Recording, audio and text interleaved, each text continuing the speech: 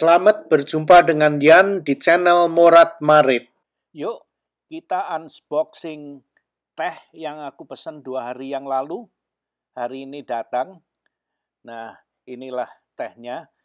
Itu yang teh dengan kayu manis. Kemudian itu teh dari Morocco yang dengan mint. Yang kuning itu adalah teh jeruk yang merah. Terus yang terakhir itu adalah teh jahe dengan kunyit. Nah, ini blood orange teh. Nah, kalau kalian mengharapkan mau minum teh gitu ya, kecewa dengan teh yang seperti ini. Karena ini adalah herbal tea. Teh herbal, ya itu ya, daun tehnya sedikit, kemudian dicampur seperti ini ya. Ini adalah kunyit yang dicampur dengan jahe, kemudian green tea. Jadi rasanya itu jahenya lebih keras ya, terus kemudian ada rasa kunyit, terus ada rasa tehnya juga ya. Jadi kalau kalian peminum teh maunya teh, kecewa minum ini. Tapi aku senang minum herbal tea ini, aku paling senang, apalagi kalau musim dingin seperti ini ya. Teh ini sangat sehat sekali, mempunyai medicine property seperti kunyit itu bagus untuk kesehatan, juga jahe bagus untuk kesehatan, mengingatkan aku minum sekoteng dulu. Nah, ini lihat bungkusannya itu di vacuum, jadi teh yang ada di dalam itu masih fresh karena dibungkus dengan di vacuum, disedot anginnya gitu. Nah, ini teh yang kayu manis ini. Aku senang juga minum itu hampir setiap hari kalau itu. Nah, ini teh yang dari Morocco yang dicampur mint. Aku dulu pernah di Timur Tengah punya teman disuguhi teh yang pakai mint ini. Tapi minumnya ini tehnya dicampur dengan mint. Tapi yang di Timur Tengah itu minumnya dipisah. Kita minum teh dulu, setelah tehnya habis kita minum mintnya. Mintnya itu seperti cuci mulut gitu loh. Seger, biar seger. Nah, ini teh yang dicampur herbal teh, campuran green tea dengan itu jeruk yang warnanya merah. Enak itu, lihat itu jeruknya dikeringkan, kulit jeruk juga dicampur. Jadi sewaktu kita campur dengan air gitu ya, langsung baunya wangi sekali. Kalau minum ini teh seperti ini jangan dicampur gula ya. Gulanya sedikit aja. Aku nggak pakai gula, aku kasih madu sedikit. Jadi enak. Kalau dikasih gula terlalu banyak itu nanti membunuh rasa tehnya itu, rasa herbalnya itu. Jadi manisnya itu overcome semuanya. Jadi ya sedikit aja gulanya kalau mau manis ya. Tapi ini nggak dikasih gula pun sudah manis gitu. Jadi aku senang nggak dikasih gula. Rasanya orisinil, kita bisa menikmati itu ramuan antara teh dengan jeruk merahnya itu. Jadi balance. Yang itu yang dari Morocco itu yang pakai mint itu juga enak sekali. Tadi sudah aku coba. Lihat ini baunya wangi. Nah, nah itu ampasnya itu tidak aku buang. Aku makan itu enak. Semacam jeruk kering tapi kalau sudah dikasih air enak untuk dimakan. Aku juga sudah coba itu teh yang dari Morocco yang dengan mint itu enak sekali. Dia campuran tehnya dengan mintnya balance sekali. Herbal tea ini harganya lebih mahal dibanding dengan teh biasa. Aku beli online di amazon.com dan nanti pada akhir video ini akan aku tayangkan berapa harganya. Silahkan simak ya. Coba lihat foto ini. Foto ini adalah foto aku sewaktu aku masih muda. Aku ambil di tahun 1975. Ini berada di Mesir. Coba bayangkan, 1975, banyak di antara kalian masih belum lahir ya. Tapi aku sudah kelayapan di Mesir, di Kairo, di Monaco. Ya begitulah, aku senang berpetualang.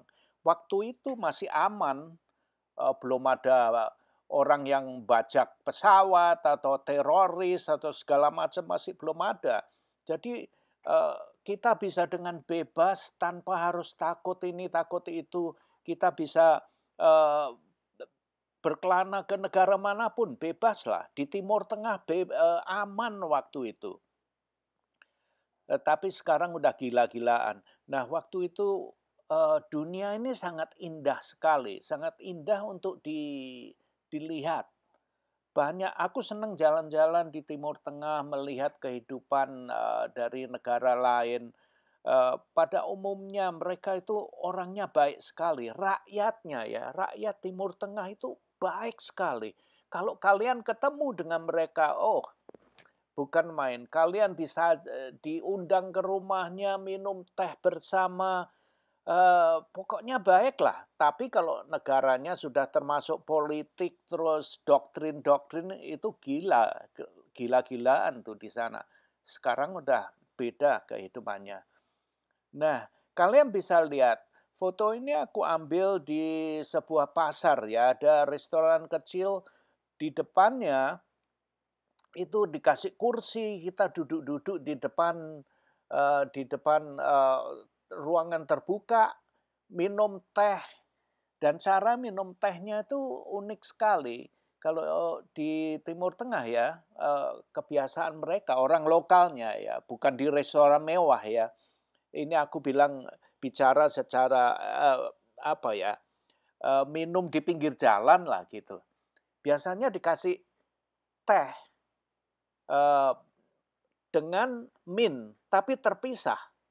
Jadi kita minum tehnya dulu, terus setelah habis itu kita minum mint. Jadi seperti untuk cuci mulut gitu loh. Jadi setelah minum teh setelah minum teh kita minum mint, rasanya mulut kita seger gitu. Sangat menarik di Timur Tengah. Nah, sambil minum teh juga kalian bisa lihat itu di sebelahnya itu kan ada macam apa itu ya? Itu untuk merokok itu. Sangat populer di Timur Tengah atau di daerah Pakistan, India, Afghanistan itu populer eh, cara merokok seperti ini. Nah, itu rokok di ujungnya itu dikasih macam batu bara begitu ya, atau apa, tembakau terus disulut dengan api, terus kita hisap, eee, itu apanya, asapnya itu harus melalui air. Di bawah itu ada airnya, terus kalau kita hisap itu suaranya blekutuk-blekutuk gitu. Nah, itu berfungsi seperti filter. Sangat asyik sekali dan biasanya kita merokok bersama sambil ngobrol-ngobrol, ngopi atau minum teh gitu. Ya, Timur Tengah itu indah sekali.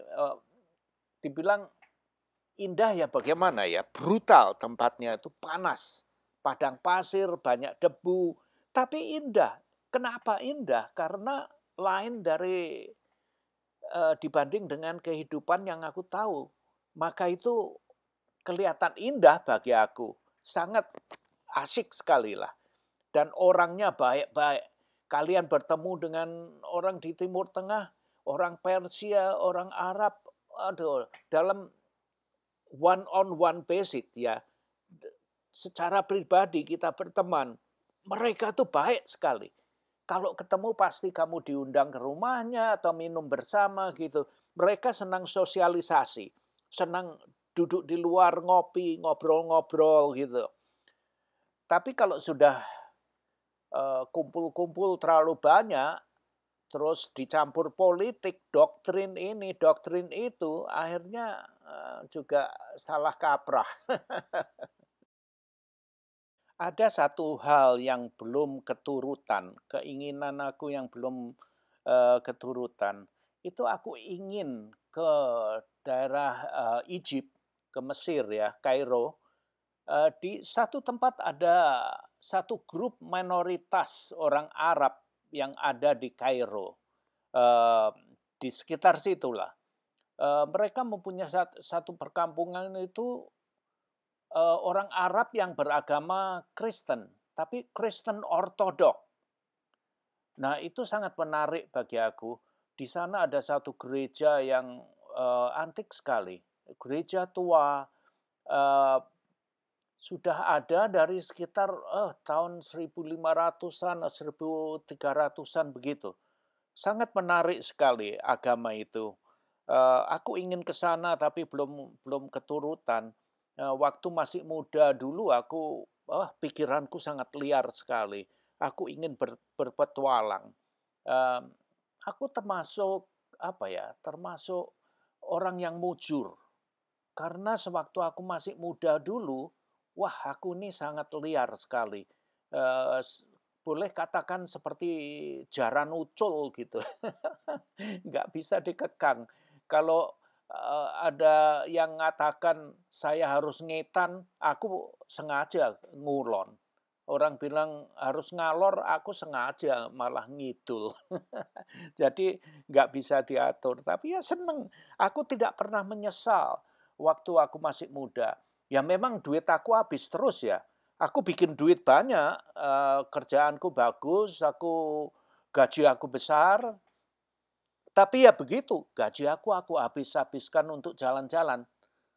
Kalau aku pikir sekarang ini ya, aku nggak pernah nyesel, nggak pernah nyesel. Aku senang terus, happy-happy terus. Sewaktu baru aku kawin ya, nggak punya duit, kamu tahu nggak?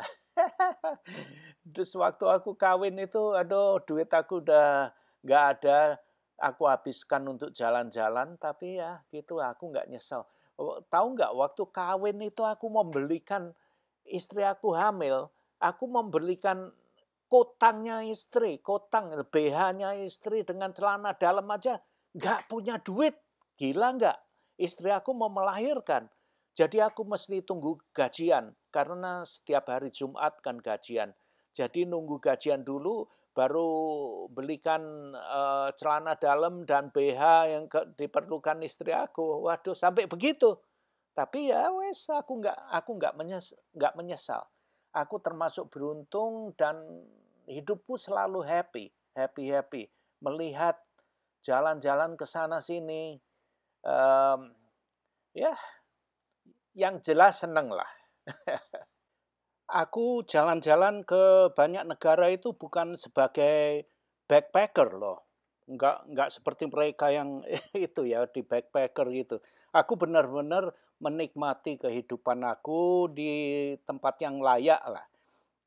Jadi duit aku habisin seperti itu untuk jalan-jalan. Waktu waktu kawin nggak punya duit gitu. Biasanya orang kalau mau kawin juga kan harus nyimpen duit dulu, beli rumah, beli ini. Enggak, aku nggak ada persiapan. Tahu-tahu kawin gitu. Eh, aku pikir waktu itu, umur aku sudah segini ya, sudah waktunya kawin. Tidak tidak sadar bahwa aku ini sudah diprogram dengan orang-orang yang sebelumnya itu, orang tua-tua yang di sekitar aku itu. Akhirnya kawin. Nah, coba bayangkan, seperti jaran ucul, tiba-tiba masuk kandang. Waktu belum masuk kandang itu lihat kandangnya kosong. Begitu masuk kandang, pintu kandangnya ditutup, loh nggak taunya ada jaran lagi yang di sebelah situ. Di satu kandang ada jaran kuda dua, ada 2 kuda liar. Jadi ya wah sulit. Nah itu yang aku tidak siap untuk itu ya.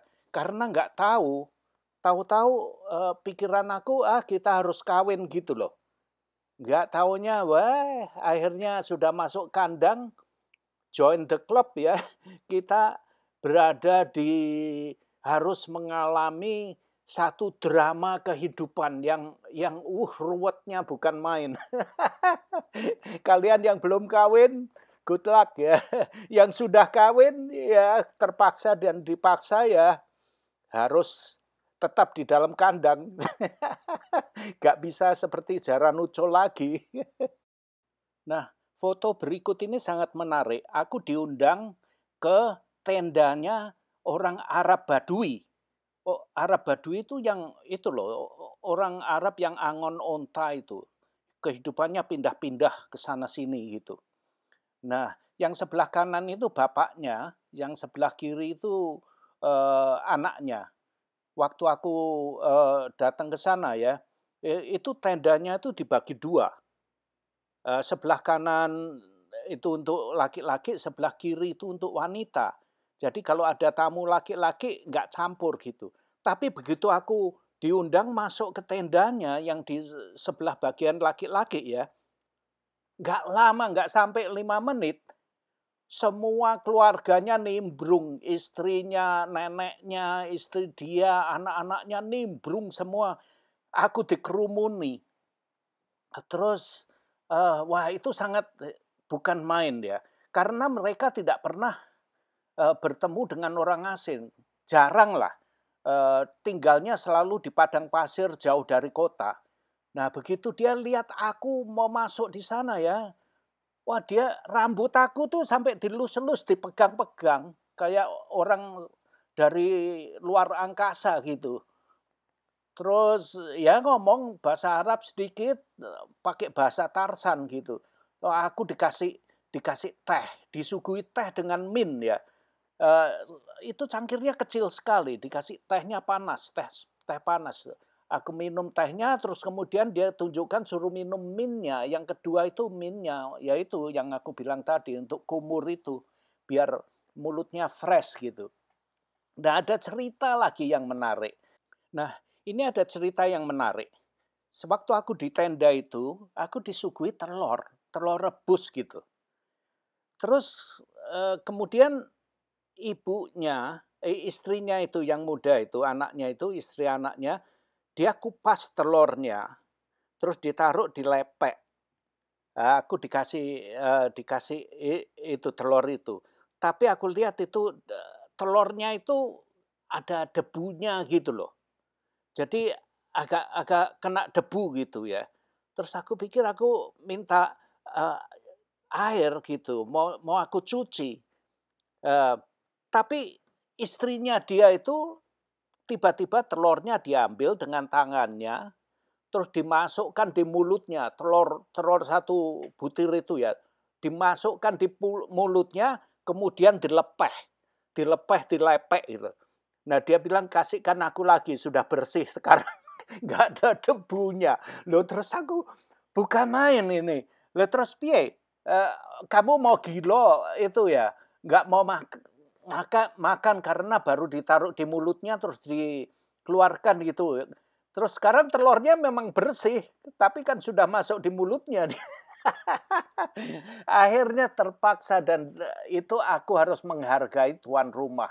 Aku tidak mau menyinggung perasaan mereka. Jadi terpaksa aku makanlah. Matilah kau supir. Jadi nggak ada pilihan, ya aku makan. Terus satu lagi, aku ini alergi dengan susu. Susu apapun aku alergi, nggak bisa minum. Aku mukok kalau mau minum susu itu bisa mau muntah gitu rasanya. Nah, ini aku disuguhi susu masih fresh, baru diperes dari ontanya. Aku lihat kok dia ada kayak waskom besar gitu ya, kayak mangkok besar gitu. Dia ambil istrinya yang ngambil itu susunya dari ontanya itu, peres-peres susunya, teteknya itu peres-peres susunya keluar. Terus kemudian ditaruh di tengah-tengah. Terus kakeknya, aku ditawarin, aku bilang nggak mau. Aku dengan bahasa Tarsan itu, perut itu nggak enak gitu maksudnya ya. Tapi kemudian melihat aku dikasih, kan aku nggak langsung minum ya. Terus si kakeknya diambil mangkok besar yang berisi susu itu, terus dia minum. Dia minum dari mangkok itu. Setelah dia minum berapa teguk, terus mangkok besar itu yang berisi susu dikasihkan ke aku. Berarti aku harus minum itu. Aku dikasih kehormatan. si kakeknya sudah meminumnya dulu, terus kemudian dikasihkan aku sebelum dikasih keluarga dia. Berarti aku dikasih satu kehormatan gitu loh. Aku waduh mau piye ya. Akhirnya aku paksa aku minum susunya. Sedikit-sedikit itu. Terus aku coba minum pura-pura aku menelan sesuatu gitu. Tapi ya kemasukan sedikit gitu. Terus sudah minum sedikit baru aku letakkan itu mangkok yang berisi susu itu di tengah-tengah di tanah gitu. Baru akhirnya mereka senang-senang ketawa-ketawa gitu. Waduh, kadang-kadang kalian itu harus menjaga apa ya, supaya tidak menyinggung satu itu. Itu kan adat mereka ya. Macam seperti telur yang dikasihkan itu, kamu bilang itu telurnya mau dicuci dulu, istrinya bilang nggak usah, masukkan di mulutnya terus dilepeh, kasihkan kamu. Ayo, piye? Kamu nggak mau makan, itu kan menghina itu. Ya, ya wes. Terus macam itu minum susu itu. Kakeknya yang sudah minum duluan, terus kasihkan kamu, nggak bisa nolak lagi, jangan sampai nolak gitu. Jadi banyak sekali hal-hal pengalaman yang seperti itu. Nah nah mereka ini ya di padang pasir nggak pernah minum es. Jadi minumnya sudah panas begitu, minumnya kalau nggak susu ya susu nggak panas ya, baru diambil, baru diperas dari onta, diminum itu temperaturnya nggak panas ya. Tapi kalau mau minum teh itu harus teh panas mereka minumnya. Ya sudah panas, minum panas ya nggak apa-apa. Nah terus kalian tahu kenapa orang Arab itu memakai seperti jubah itu, yang laki-lakinya juga pakai roknya sampai sampai ke bawah. Nah itu ada maksudnya lah, itu kan di padang pasir kan panas. Mereka pakai pakaian panjang seperti itu untuk melindungi agar dirinya bersih, tidak kena debu. Nah itu maksudnya. Nah terus kenapa orang Arab itu pakai kerudung? Pakai kerudung itu yang merah itu, dibalutkan kepalanya gitu ya. Itu untuk apa? Nah itu berfungsi sebagai masker. Jadi kalau seandainya di padang pasir itu sangat apa ya, aneh gitu. Kadang-kadang dalam keadaan terang benderang, tiba-tiba angin datang terus debunya, badai debu itu datang. Kalau kalian melihat badai debu datang, kalian nggak akan bisa melihat, gelap jadinya. Nah, kalau badai debu datang itu gimana? Mau cari masker di mana? Nggak ada masker di sana. Nah, maka itu ikat kepala, kerudung kepalanya itu mereka itu untuk menutupi hidungnya. Maka itu yang kelihatan hanya sedikit, matanya terbuka sedikit, tapi semuanya kepalanya terbungkus dengan itu kerudung kepala itu. Jadi mereka bernafas, debu tidak akan masuk ke hidungnya. Terus matanya terlindung dengan kerudungnya itu juga, yang terbuka hanya sedikit aja. Nah itulah maka itu orang di Timur Tengah memakai kerudung seperti itu ada maksudnya, ada fungsinya. Berfungsi untuk menutupi kepalanya, rambutnya agar rambutnya tidak kotor, terus agar matanya terlindung dari debu, terus untuk menutup hidungnya agar tidak menghirup itu, bernafas debu yang berterbangan itu. Nah itu dia maksudnya. Jadi bukan untuk sok-sokan, bukan. Itu untuk perlindungan gitu loh. Jadi maka itu saya senang sekali mempunyai kesempatan untuk bisa jalan-jalan di Timur Tengah, karena saya belajar banyak sekali dari orang-orang Badui, orang Arab di Mesir, cara kehidupan mereka. Dan mereka itu bukan main loh. Mereka tidak mempunyai banyak, bukan sultan. Orang Badui itu hanya bisa survive aja gitu, survival. Mereka hanya membawa air terbatas, minumnya kebanyakan susu. Kalau enggak dari onta ya dari kambing, susu kambing, atau makannya terbatas gitu. Tapi kalau mereka bertemu dengan orang di tengah-tengah padang pasir, mereka akan membantu. Kalau orang itu, dia tahu orang itu kelaparan atau ada trouble gitu ya, kesulitan, nggak bawa minum, nggak bawa apa, mereka akan bantu. Walaupun sedikit yang mereka miliki, tapi mereka pasti akan membantu. Nah, bukan main, sampai di situlah solidaritasnya itu, atau hospitality-nya itu. Mereka sangat membantu, ramah sekali, baik. Tapi jangan kalian coba-coba mau bikin perkara loh dengan mereka. Oh, itu. Nah, orang kebanyakan takut dengan orang Badui. Takut karena tidak mengerti, tidak tahu cara bergaulnya dengan mereka. Maka banyak yang takut. Tapi aku ya blusak-blusuk itu ternyata orangnya baik sekali. Bukan main, orangnya sangat jujur, down to earth. Hatinya baik sekali. Kamu disambut, tapi jangan takut ya, jangan seperti kamu takut, nggak usah takut. Dia juga manusia kok. Jadi bukan main lah, aku senang dengan orang Badui. Nah, kalau aku bepergian sendiri, aku tidak pernah takut. Tapi kalau aku pergi dengan grup, aku lebih takut. Kenapa? Kalau dengan grup aku tidak bisa mengontrol teman aku atau rombongan aku, nggak bisa mengontrol mereka. Kadang ada yang berdigasan, akhirnya semua kena gitu. Tapi kalau aku pergi sendiri, hanya sendirian ya, walaupun aku blusak-blusuk di negara mana, di kampung manapun, aku tidak akan takut. Karena aku bisa mengontrol diri aku sendiri, aku mempunyai insting dan bisa melihat orang, dan aku bisa menghadapi orang.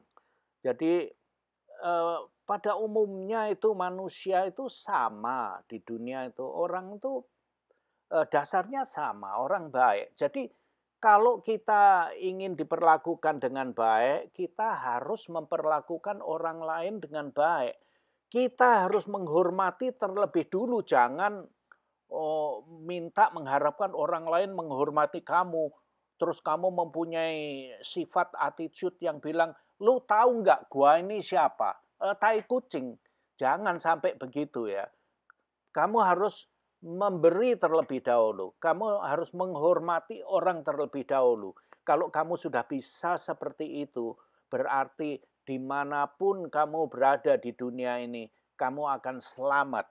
Dan dunia ini, percayaku, sangat indah sekali. Dimanapun dunia ini indah sekali. Ciptaan alam, ciptaan Tuhan ini sangat indah. Aku senang.